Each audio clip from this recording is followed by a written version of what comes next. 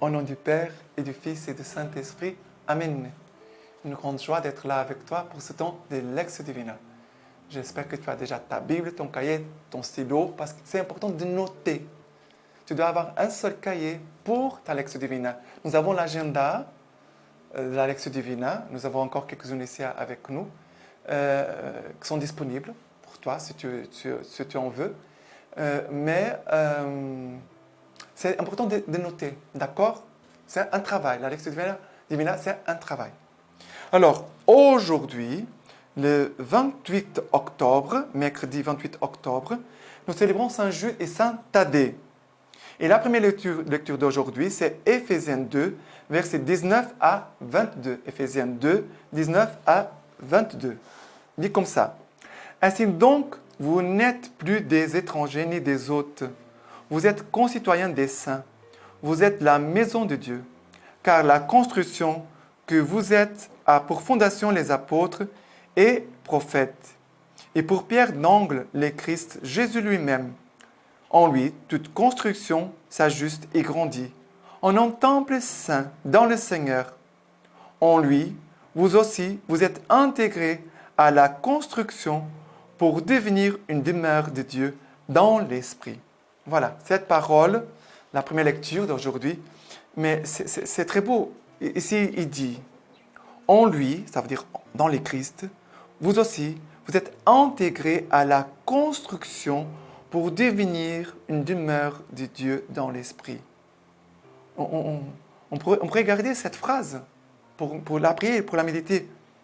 Pour devenir, je suis appelé à devenir une demeure de Dieu dans l'Esprit.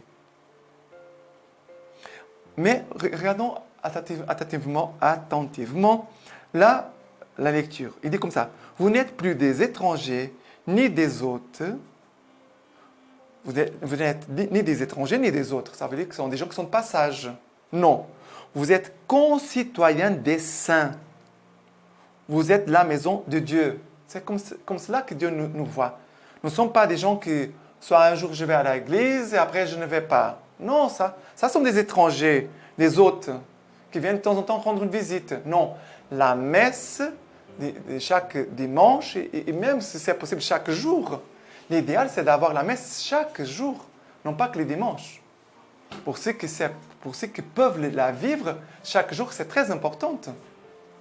Alors, vous êtes concitoyens des saints. Dieu nous appelle saints. Tu te dis peut-être, je suis pécheur. Dieu te dit, tu es saint. Parce que c'est cela que je dois devenir. C'est cela que tu dois devenir. Tu dois devenir saint. Mais aussi, les saints, c'est Dieu, il est déjà en toi. Il est déjà en toi. Et après, il dit, car la construction que vous êtes a pour fondation les apôtres et prophètes, pour pierre d'angle le Christ lui-même, Jésus lui-même. Regardez, cette construction, c'est vrai que nous avons besoin de nous construire. Nous ne naissons pas déjà construits, tout fait. C'est pour cela que la formation spirituelle, elle est nécessaire, on pourrait même dire urgente. Parce que quelqu'un qui a fait 2 années de catéchèse, cette personne toutes les personnes d'ailleurs, même les adultes d'ailleurs, les adultes doivent faire catéchèse. Ce n'est pas que les enfants qui vont faire la première communion, qui vont apprendre le catéchisme par cœur. Non, c'est pas ça. La formation, c'est pour nous construire comme personne, comme un être chrétien.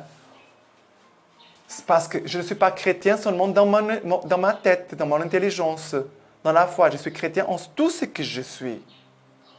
Mais s'il n'y a pas de formation, s'il n'y a pas la parole de Dieu pour nous former, s'il n'y a pas la doctrine de l'Église, les enseignements des papes, tu ne vas pas te construire. Tu ne vas pas te construire. Ça veut dire que nous avons parfois des personnes grandes, mais au niveau spirituel, elles sont comme ça. C'est cela le drame aujourd'hui de l'Église. Ça veut dire que nous avons beaucoup de chrétiens, nous avons des chrétiens, mais qui parfois ne sont pas bien formés. Il faut revenir à la formation. Il faut revenir aux retraites. Je sais que maintenant, il y a encore la pandémie, mais nous pouvons trouver d'autres façons de vivre des retraites. Si je ne peux pas aller dans un monastère, je peux le faire par l'Internet. Je peux le faire. Moi, je peux prendre un livre et je peux faire une retraite avec un livre. Amoris Laetitia, du pape François. Je peux prendre ces livres, les lire et faire une retraite, par exemple. Mais s'il n'a pas ce travail de formation spirituelle, il n'a pas de construction. Il a les fondations, d'accord? Il a la fondation, les apôtres, les prophètes, les Christ comme pierre d'angle. Mais après, la construction ne sortira pas du sol.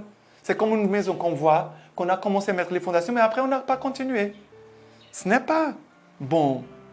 Il dit, en lui, toute construction s'ajuste et grandit en un temple saint dans le Seigneur. Ça veut dire construit, s'ajuste et grandit. C'est beau. Toute construction s'ajuste et grandit en un temple. Et nous sommes appelés à devenir vraiment cette demeure de Dieu. Et de vivre de l'intérieur. Non pas vivre de l'extérieur, mais de vivre à partir de l'intérieur. C'est pour cela qu'il faut demander beaucoup de grâce, de recueillement, de silence, de profondeur dans notre prière, d'écoute profonde du Seigneur. Ok? Voilà. Maintenant, les psaumes. Mais n'oubliez pas, nous ne sommes pas des étrangers ni des autres, des gens qui sont de passage. Nous sommes citoyens, nous sommes des saints. Nous sommes des gens qui demeurent, qui restent. Et cela, ça fait l'Église. Nous sommes les pierres vivantes qui construisent l'Église. Et c'est pour cela qu'il faut être bien unis, bien rassemblés au niveau de notre Église. Et de vivre cela dans la concorde et la paix. OK?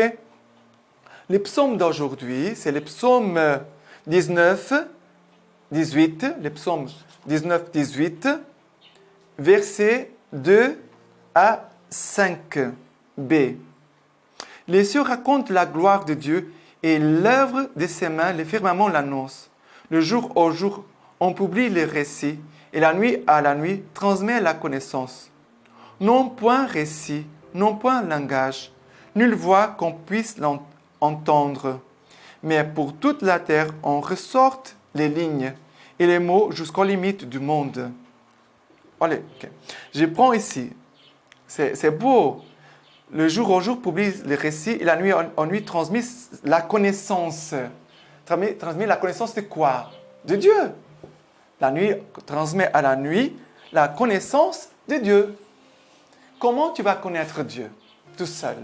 Comment tu vas connaître Dieu? Ah, parce que je vais prendre la parole de Dieu à la maison, je vais faire mes prières personnelles. Mais tout seul, non, ce n'est pas possible. Nous avons besoin de l'Église. Et c'est l'Église comme mère qui vient ainsi éduquer ses enfants. Dans une famille, c'est les papas et la maman qui vont éduquer ses enfants. C'est normal. Et aussi l'Église, elle a aussi cette tâche, cette mission d'éduquer ses enfants. Éduquer et former dans la foi, dans la vie spirituelle, dans la vie humaine. Dans la vie spirituelle et dans la vie humaine. Après, c'est beau de dire, non point récit, non point langage, nulle voix qu'on puisse entendre. Ça veut dire que, regardez, quand on va dans une formation, comme ici, le partage, la parole de Dieu, il y a ce que je dis et que vous entendez, mais je sais qu'il y a aussi ce que Jésus, dans le silence de ton cœur, il est en train de te parler, que je n'ai pas dit. Je sais que la parole de Dieu et fait son travail elle-même. Dieu se sert de moi pour que tu sois disponible, que tu sois là pour écouter. Il a une bonne disposition. Et comme il a une bonne disposition, l'Esprit Saint qui voit l'ouverture de ton cœur, il va te parler. Il va aussi t'enseigner. Mais il va servir de ce que je dis pour entrer dans ton cœur. Et même parfois, je peux faire un geste ou un regard. Et Dieu est en train de te parler. Mais moi, je n'ai pas parlé. Mais c'est beau parce que Dieu, il peut venir à notre rencontre de la façon qu'il veut. Et après, il dit, mais pour toute la terre, on ressorte les lignes et les mots jusqu'aux limites du monde. Ça veut dire, la parole de Dieu doit atteindre toutes les limites de ton être. Ça veut dire dans tes sentiments, dans ta sensibilité, dans ton intelligence, dans ta mémoire, dans ta volonté, dans ton amour, dans tes actions. La parole de Dieu doit arriver jusqu'aux limites de ton être. OK? C'est très important. Sinon, il n'a pas une vraie évangélisation. Il n'a pas une vraie évangélisation. Il n'a pas. Faites attention. OK? Et l'évangile d'aujourd'hui, c'est Luc chapitre 6, versets 12 à 19. Luc 6, 12 à 19. Il est comme ça, l'évangile. Or, il advint en ce jour-là qu'il s'en alla dans la montagne pour prier. Il passait toute la nuit à prier Dieu. Lorsqu'il fit jour, il appela ses disciples et il en choisit 12, qu'il nomma apôtres. Simon, qu'il nomma Pierre, André son frère, Jacques, Jean, Philippe, Barthélemy, Matthieu, Thomas, Jacques, fils d'Alphée, Simon, appelé Zélote, Judas, fils d'Isaac, Jacques, et Judas Iscariote, qui devint un traître. Descendant alors avec eux, il s'étint sur un plateau. Il y avait là une foule nombreuse de ses disciples et une grande multitude de gens qui, de toute la Judée et de Jérusalem et du littoral de Tyr et de Sidon, étaient venus pour l'entendre et s'est fait guérir de leur maladie. Ceux que tourmentaient des esprits impurs étaient guéris, et toute la foule cherchait à le toucher, parce qu'une force sortait de lui et les guérissait tous. Mais qu'est-ce que c'est beau ici? Regardez, Jésus passe toute la nuit en train de prier. Il n'a pas prié 5 minutes, 10 minutes, 1 heure. Il a prié toute la nuit. Il a prié toute la nuit. Ça veut dire que Jésus est là en train d'écouter son Père. Jésus n'est pas en train de bavarder. Non, Jésus parle avec son Père et il écoute son Père. Ça veut dire, c'est comme si Jésus reçoit, on peut dire, les matériels pour la retraite. Parce que quand on va prêcher une retraite, on doit recevoir dans la prière qu'est-ce que Dieu veut parler pour les gens, pour les personnes. On prie, on reçoit. Après, le jour se lève, Jésus va appeler ses disciples. Il va choisir 12. Et bien sûr, il a aussi les noms de Jude et de Simon. Voilà, nous célébrons aujourd'hui sans Simon et sans Jude. Et on le voit que Jésus déjà les a choisis. Mais Jésus, regardez, quand il choisit les 12, qu'est-ce que Jésus fait après? La première chose, Jésus va enseigner les 12. La première chose, Jésus choisit les 12 pour qu'ils restent avec lui. Et en restant avec lui, Jésus ne va pas là être en train de les regarder. Ils vont regarder Jésus, Jésus va les regarder. Non, Jésus va, comme ce qu'il a reçu du Père, Jésus va donner. Il va prêcher la retraite. Il va les former. Jésus les a formés pendant 3 ans, jour et nuit. Ça veut dire une retraite qui a duré 3 ans. Les apôtres ont vécu une retraite de 3 ans, jour et nuit. Parce que Jésus ne se limitait pas à parler pendant la journée, même parfois le soir. Et après, il va descendre avec eux, il va trouver une multitude. Et qu'est-ce que la multitude vient faire? Elle vient vivre une retraite. Elle est là pour entendre la parole de Jésus. Ils étaient venus pour l'entendre. Première chose, la foule est là pour vivre une retraite. C'est laisser former, de se laisser nourrir, fortifier. L'homme spirituel, l'homme intérieur, doit se fortifier en nous. Sinon, c'est l'homme charnel, l'homme naturel, qui va créer tout le temps. Non. C'est l'homme spirituel qui doit donner les ordres à l'homme charnel qui est en moi. En chacun de nous, il y a un homme charnel et un homme spirituel. L'homme spirituel, c'est lui qui doit commander. Et l'homme charnel en moi, qui se plaint, qui crie, qui n'est pas content, qui est l'homme pécheur en fait, doit obéir à l'homme spirituel. Mais l'homme spirituel doit être nourri. Et la retraite, c'est pour cela. Et après, il dit, pour se faire guérir de leur maladie, de chasser les esprits impurs, les personnes étaient guéries de les esprits impurs. Et toute la foule cherchait à les toucher. Mais toucher, regardez, c'est toucher Jésus. Comment tu touches Jésus? Ah, quand je vais à la communion, d'accord, tu le touches, c'est vrai. Mais quand tu regardes la parole de Dieu, je touche Jésus. la parole que je suis en train de prêcher, que j'écoute aussi parce qu'elle est proche de ma bouche, est proche de mon oreille, elle est aussi pour moi. Je touche le Christ. J'entre en contact avec le Christ.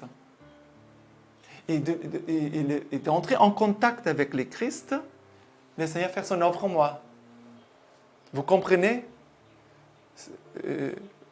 Sinon, l'œuvre ne se fait pas. Souvent, les gens veulent les choses, veulent des miracles. Je touche, après, pouf, automatiquement. Ça fait, voilà, je suis guéri. Les démons expulsés.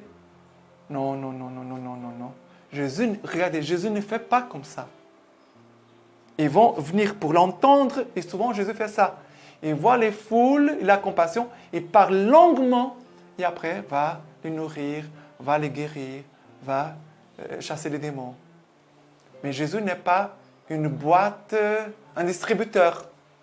Je vois un miracle, pic, mets la pièce, tch, et ça sort après. Non. Ça, c'est les mensonges du monde. Hein. Ça, c'est les mensonges du monde. OK? Et pour finir, la lecture patristique de Saint Simon et Saint Jude, apôtres. Il dit comme ça, de Saint Cyril d'Alexandrie, commentaire sur l'évangile des Jean. De Saint Cyril d'Alexandrie, il dit comme ça. Elle est donc vraie, cette parole de Saint Paul. On ne s'attribue pas cet honneur à soi-même. On le reçoit par l'appel de Dieu. Les saints disciples ont donc été comme les colonnes et les soutiens de la vérité. Le Seigneur dit qu'il les a envoyés comme le Père l'avait envoyé lui-même. En résumé, en quelques paroles, la fonction des apôtres en disant qu'il les a envoyés comme le Père l'avait envoyé lui-même. Il saurait par là qu'il leur incombe d'appeler les pécheurs à se convertir, de soigner les malades corporellement et spirituellement, dans leur fonction d'entendant, de ne chercher aucunement à faire leur propre volonté, mais la volonté de celui qui les a envoyés, afin de sauver le monde dans la mesure où il recevra les enseignements du Seigneur. Regardez, afin de sauver le monde dans la mesure où il recevra les enseignements du Seigneur. Ça veut dire que les apôtres reçoivent les enseignements du Seigneur, ils vont les transmettre.